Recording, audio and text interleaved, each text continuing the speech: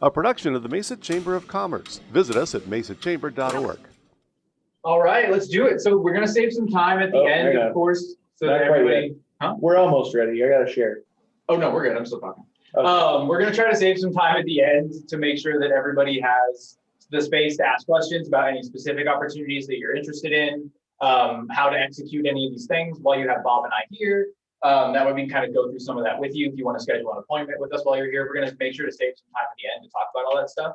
So today we're talking about tying it all together. So kind of similar to the first presentation, except for except for this time, I'm looking off to the side, except for this, in this presentation, we're going to be spending more time talking about how to stack your paid opportunities, paid advertising, paid sponsorship opportunities with the free opportunities that you have at the chamber and Bob and I's expertise. So what we're going to do is we're going to move through 3 examples, and these 3 examples won't cover every eventuality in or potential for an event, but you'll see why when I go to the first slide.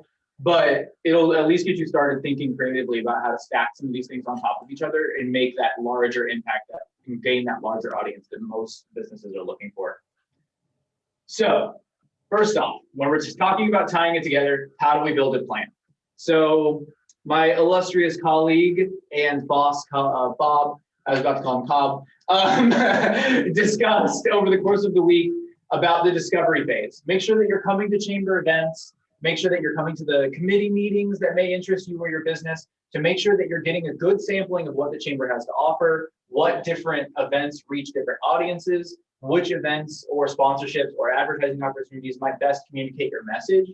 Don't discount the discovery phase. And please don't discount the free opportunities that are already available for you in your chamber membership. Remember to combine and incorporate those as often as possible, as often as is relevant, and keeps the image of your business positive. And make sure to constantly be thinking about how can we stack these things? How can we be in the minds of chamber members? So one thing that you'll notice today is in some of the case studies that I did, or one of the case studies that I did, the goal was a longer impact. One of the ways that you can achieve a longer impact is to do something like run a banner ad.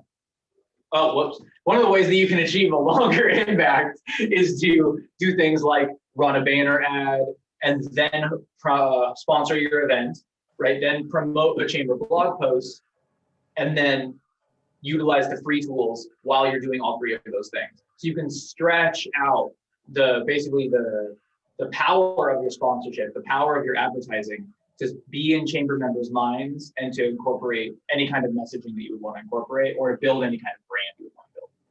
So why do we utilize multiple channels? When you utilize multiple channels, it gives you the ability to expand your reach, which is super important, right? So not every chamber member goes to every chamber event.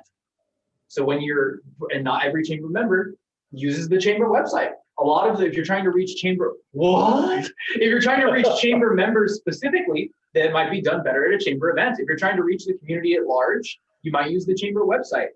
I would venture to say that the 12,000 views per month aren't coming from the 900 chamber members. That would be an astronomical amount of clicks from just the people in the chamber, right? So when you're using the chamber website, that goes out to the surrounding community, right? We have more Facebook followers than we do chamber members. There's something to be said for that. It couldn't be a perfect 1-for-1. Otherwise, we would only have 900 followers. Yeah, we do have about, 200 times the email subscribers that we have actual chamber members? That's, again, it's another thing to consider. We have 200 times the email subscribers that we do the chamber members. So if you're trying to reach chamber members and you're trying to reach the outside community, maybe you do so through the Monday morning message, which goes out to every single chamber member and the 20 times more people in the surrounding community, members of the press, members of the city that receive that newsletter. Then you want to engage different audiences, which is what I just talked about, and establish that thought leadership. So when you're seen across multiple channels, being associated with the chamber, being associated with programs, being associated with the city, you establish that thought leadership and you establish that brand that Bob was talking about on Tuesday, Wednesday, and Thursday. And then, of course, you want to make a splash, right? Because not every person is on every channel. And because your message wouldn't be seen across those channels, if you're able to post something in each channel every member will have seen something. Subsequently, if a member is very involved in multiple channels, if they see something from your business across multiple channels, it really signals that you've arrived. It really allows you to make a splash, and it helps you move that brand and that thought leadership forward. All right. So we're going to move on to our first case study, and we're going to go through this one. I have a question. The 40-35? Yes. Let's do some math. You never put anything in that doesn't have some sort of reference. So what is that reference? Okay. So no two businesses will have the same plan. There's a reason for this. The number of possibilities are innumerable. Well, they are numerable. So I don't want to say they're innumerable because solving that would yield the number. So if there's 45 advertising opportunities, 30 or so sponsorship opportunities, and you have 5 free opportunities through your chamber portal, that being hot deals, jobs, member to members, press releases, and procurement requests, right? So if you have 5 channels, that would be, since order matters, these would be permutations. So the number of possible combinations would be 45 times 44 times 43 times 42 times 41 times 40, all the way down to 1, times 30 times 29 times 28 times 27 times 26, all the way down to 1. So a lot. Times 5 times 4 times 3. A lot. I didn't want to do the math because I didn't have my calculator with me when I made this presentation. It's a lot of potential combinations. So no two businesses are going to have the same plan. So that's another reason why that discovery phase is so important, so that you can determine what's going to be best for your business. Set up a time for a consultation with Bob or I to talk about how to stack these opportunities in a way that fits your message and your business and what you're trying to communicate. Because no two businesses' plans are going to look the same. So if you go to emulate another chamber business that's had success, it probably won't work for your business in the same way, because that combination is specific to that business and that business's outreach. All right, so we're going to go into our first case study now that we've had algebra. Thank you for joining us. There will be homework. Case study 1, ABC Plumbing. So ABC Plumbing has a flyer and a dream. So they decide to sponsor the big prize at Taste of Mesa. So they can talk about their special, their promotion, their secondary event. People often forget that if you're having a drive, if you're having a fundraiser, if you're supporting the community in some type of outreach, you can also use the chamber platform to promote those events. So you can use your time at the mic at the Taste of Mesa to talk about a drive that you may be having in the coming month. So whatever the contents of this flyer are, ABC Plumbing has a flyer and a dream, and they've decided they want to discuss the contents of this flyer or this promotion using the big prize at Taste of Mesa. So they use their microphone time to promote. Oh, we got someone coming back in. I got it. Okay, great. So they use that microphone time to promote another hot deal. So that hot deal can incorporate their flyer. It can be related to that flyer, but it gives it another channel that it can exist on. Then you post a press release following the Taste of Mesa event and your time at the big prize. You can post a press release about your involvement in Taste of Mesa. Title here somewhat being ABC Plumbing gets involved in the Mesa community at Taste of Mesa would be at a restaurant. So at Taste of Mesa restaurant. Write a little story promoting your business, talking about what event you were talking about while you were on the mic, talking about what's upcoming for your business, maybe some things that you've done with your business in the last, 500 words or so. Well, press releases can be shorter, 350 to 500 words, and then post that as a press release. Again, giving it another channel and a second social media post. So right now you would get your big prize sponsor time, right? Your time at the mic. So everyone present at the Taste of Mesa would have heard your promotion. The hot deal would have put out one social media post, and you would have the presence from the hot deal. What's the shortest a press release can be? I wouldn't go shorter than 350 words.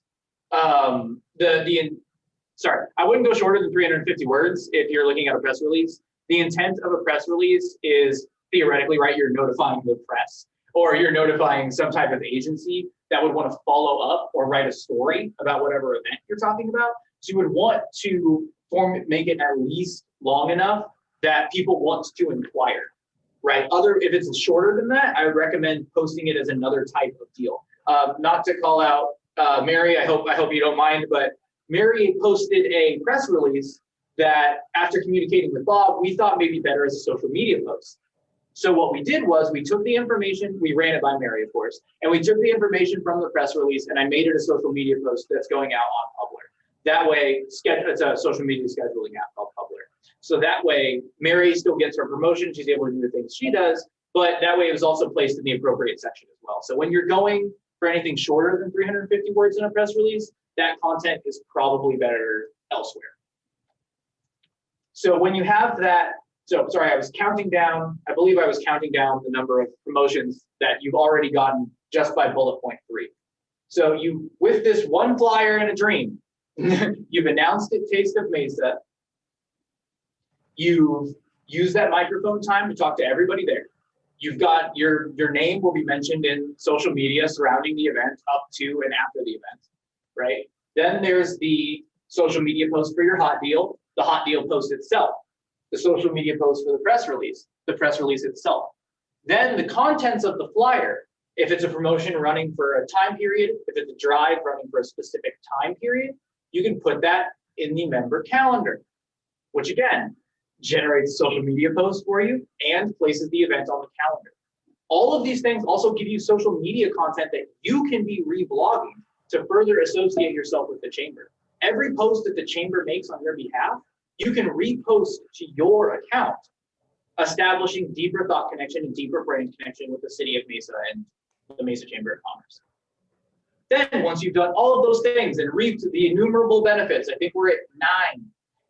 Then what you can do is you can send the flyer to Marcus at mcampbell@mesachamber.org. We can post the flyer for you on social media, especially if you send me a little write-up that has a cute little copy that I can then go in and punch up and make sure meets chamber media standards. So like we don't use second person, things like that. And then I can post that for you on social media. So that's another post on the chamber social media channels. Possibly different social media channels that the automatic blast went to. And then following all of this, you can use banner ads to promote your special and encourage click-throughs. So while people are constantly being inundated with your name and your business through all the chamber interactions, that banner ad will constantly be above as well. So I think about the impact of that, right? So if someone was just at Taste of Mesa, and then they click their Monday morning message to click through the chamber calendar. And then they say, oh, that business, that ABC Plumbing, they're here again, right on the banner ad. And then they go and they click on the next event, which links to a blog post made by your business. You see how these things kind of stack. Then they go to the blog area, they see your banner again. They see your name again, right? They go to the chamber social media when they get home, they're scrolling while the rice is cooking or the bread is toasting or the chicken is overcooking, and they're able to see your posts on the chamber social media pages. All of these things help to expand your brand and expand your impact, and expand your reach. I would like to note that in ABC Plumbing's example here, for a flyer and a drain, they only made 2 purchases.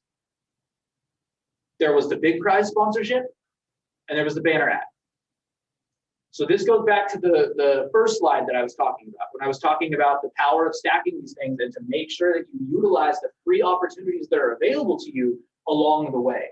The only way to utilize those free opportunities that are available for you along the way is to make a plan, right? If you're trying to make these hot deals and you're trying to post these events off your back foot as the event is coming, it's not going to work as well. If you have all these materials prepared 30 days ahead of time, if you're ready to go when the event is 35 days out, 45 days out, then you can do yourself a huge service and get a huge benefit from the promotions that you're available. You have the time to talk to friends and family. Colleagues have the time to talk to friends and family. The chamber has the time to promote and spread your message in person as well. And then also, if you know what you're going to be doing 30 to 45 days out, and you're still doing your chamber discovery and coming to chamber networking, you can also be talking about your upcoming chamber event while you are networking with people, encouraging people to come by, saying, hey, we're going to be at the Taste of Mesa, handing out some stuff at the big prize. I'd really like for you to be there. It'd be really fun to talk to you. All of these things that you can do can keep pulling people in, and you can keep talking about your business and keep raising that brand awareness. So that's our first example. Are there any questions at this point? I'm seeing lots of typing. Yeah, we're having a good time over here. Okay, good.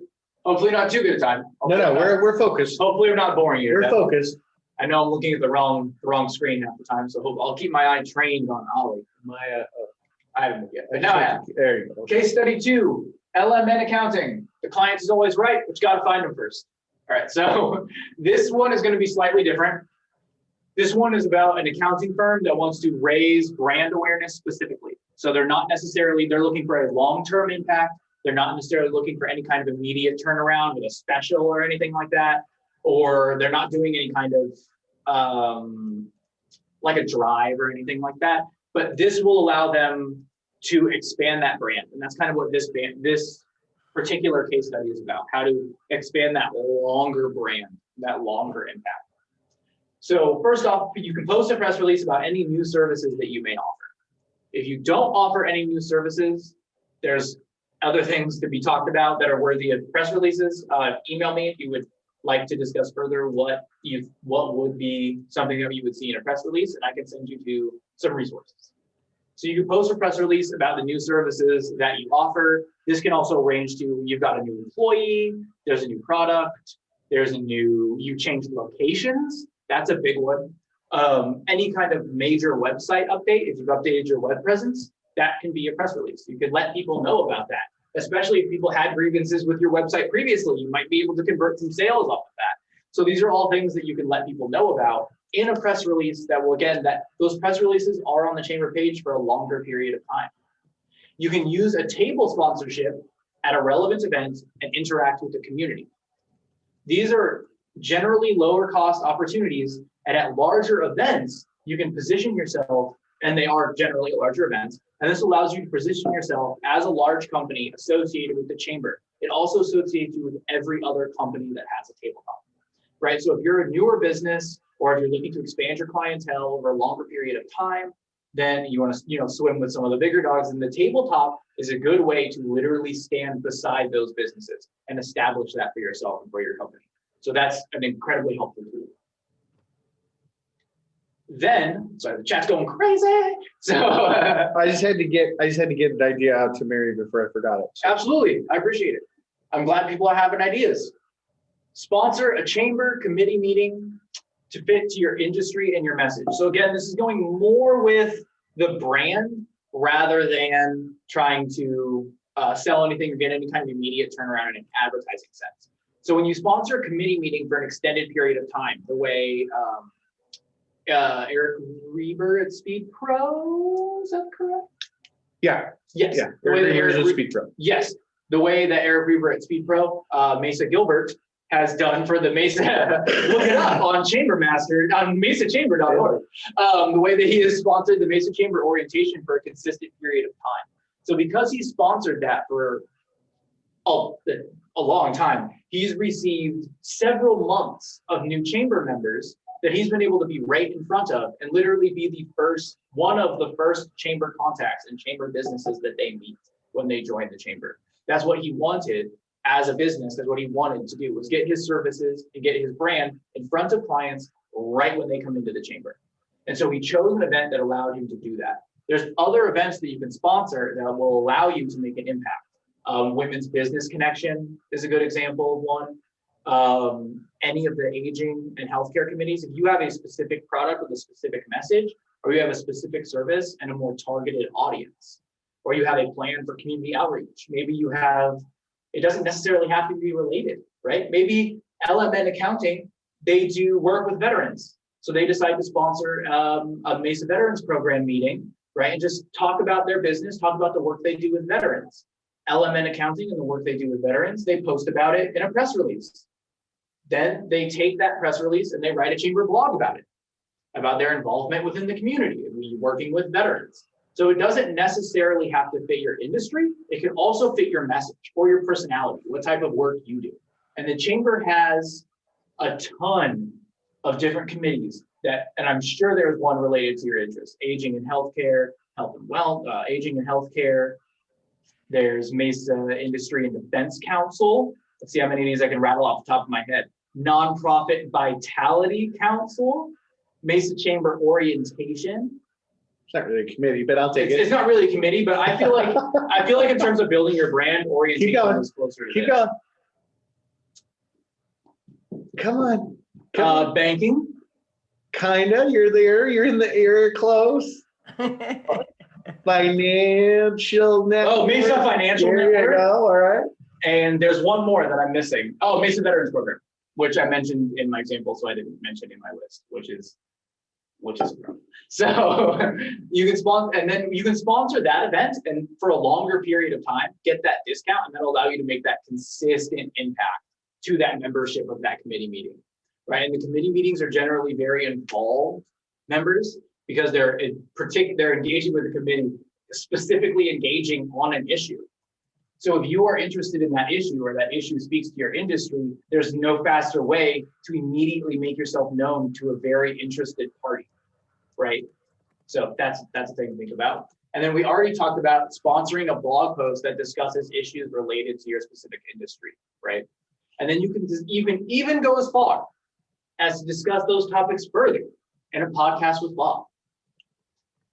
Those are things that can be done. You can discuss those topics further in a video deep dive, maybe even in your own business, where we talk to you about the issues related to your industry. So LMN accounting that has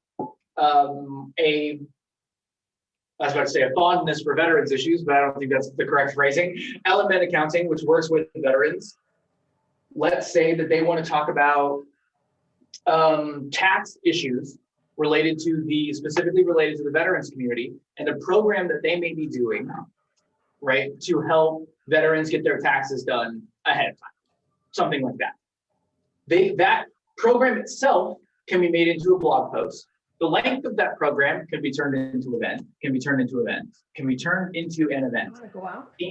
The issue itself can be highlighted, and you can write a blog post about that or a press release about that. So for instance, I don't think a lot of people, if this were a real issue, I don't think a lot of people would know about that specific issue. So you can inform the public in a blog post or a press release. And then the podcast itself, in which you can choose the questions that Bob and Sally, or Bob and Sally, you can't have both, would ask you about your business. So that way, or the issues pertaining to your business. A lot of times with the branding, it doesn't have to be so direct, and it shouldn't be so direct.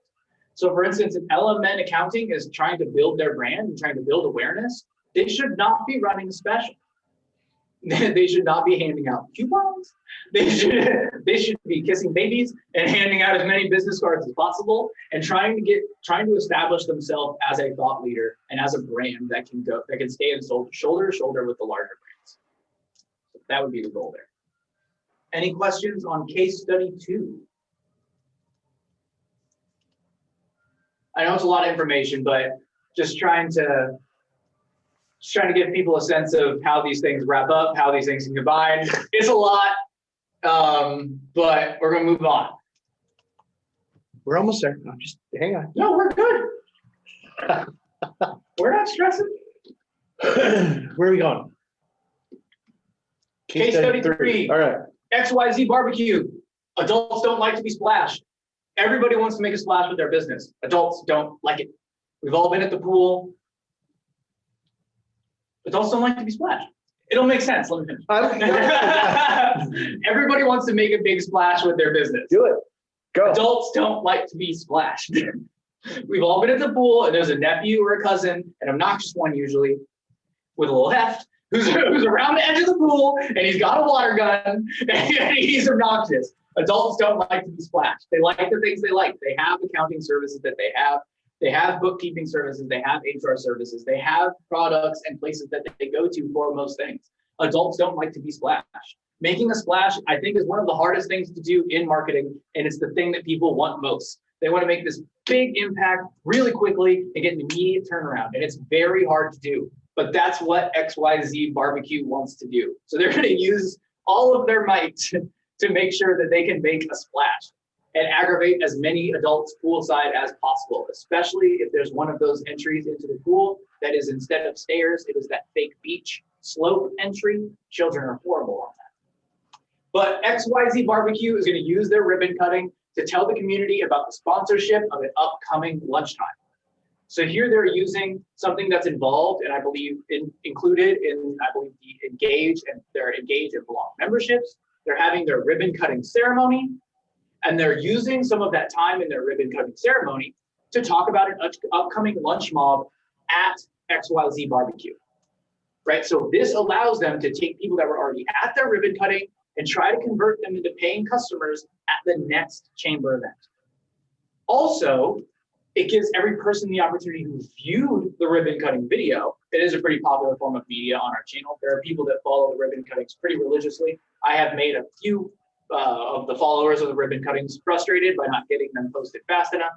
There are some pretty ardent followers of the ribbon cuttings. So everybody who views your ribbon cuttings online will then hear, oh, they're gonna be at the next lunch mob. Let me hop over to the chamber calendar and register for that real quick.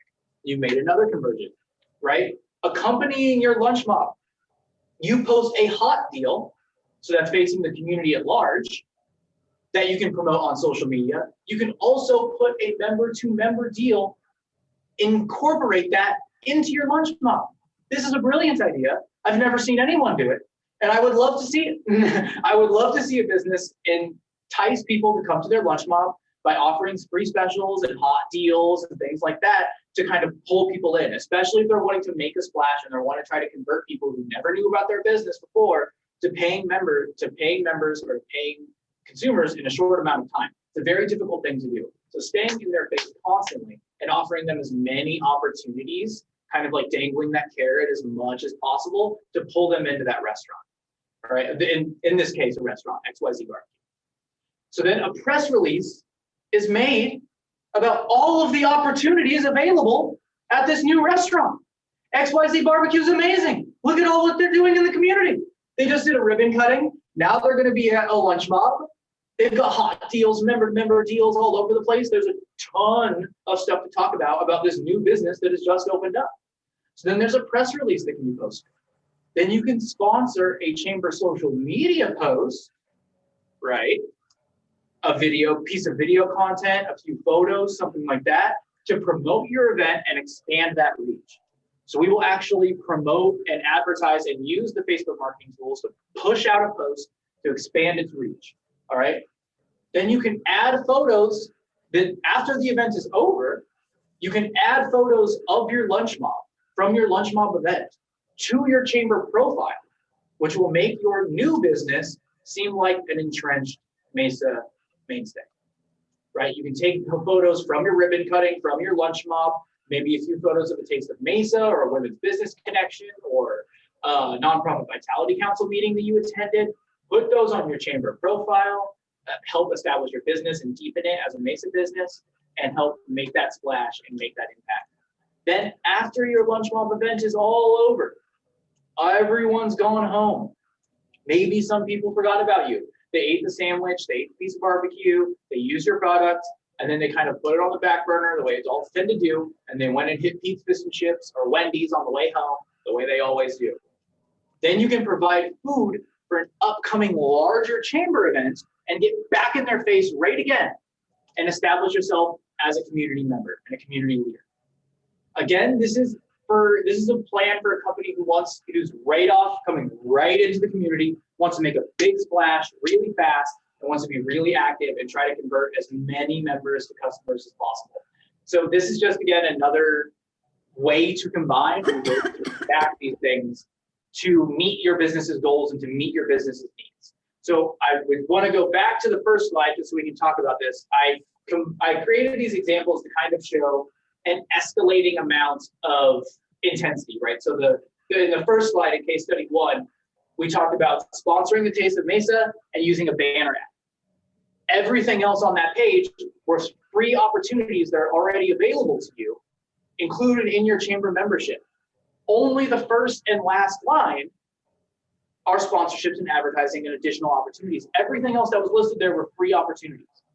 So then we go to the next level of intensity, that was case study 2, right? Where we have the Tabor sponsorship, we have a sponsorship of a blog post, and we have a chamber committee meeting, right? So if we're talking about establishing a longer reach, all we did was space out those free opportunities a little bit more, and we used one more carefully placed opportunity to establish that brand and thought leadership. And then we get into what is, I think, the most intense plan and the one that's not necessarily fitting for every business and every goal. And that was case study 3, the one we just went over. And this one had a ribbon cutting, a lunch mob, a chamber social media post, and a food sponsorship. So that was only one more. So I know it sounded like that was a lot of stuff being thrown at the wall by XYZ Barbecue. They must have sponsored a lot of things, when in actuality it was only 4 things. So we were able to escalate from a smaller scale project to a larger scale project simply by adding a few carefully placed sponsorships and by building a plan and following through with that plan based on time. So that's pretty much all I have. But again, with like I said, every other chamber day, I said it every other time this week, please do not hesitate to reach out to Bob or I and ask questions about what you would like, about how to accomplish what you would like to do. You know, this is our job, this is what we do here. So we're more than happy to discuss with you and schedule a time to talk with you about how to accomplish your needs within the chamber and how best to do that. And hopefully that happens during or after the discovery phase. That's going to be our first, piece of advice, is to go to chamber events, look through the chamber page, look through the chamber social media, and really see what appeals to you. Listen to a podcast, watch a video, look at a committee meeting video, look at one of our shop visits, and see which of the videos and which of the opportunities appeals to you and your business and your message. And then we can help you combine these things and time these things to help you get the most out of them through the chamber and get the most out of the surrounding community as well. That's your goal.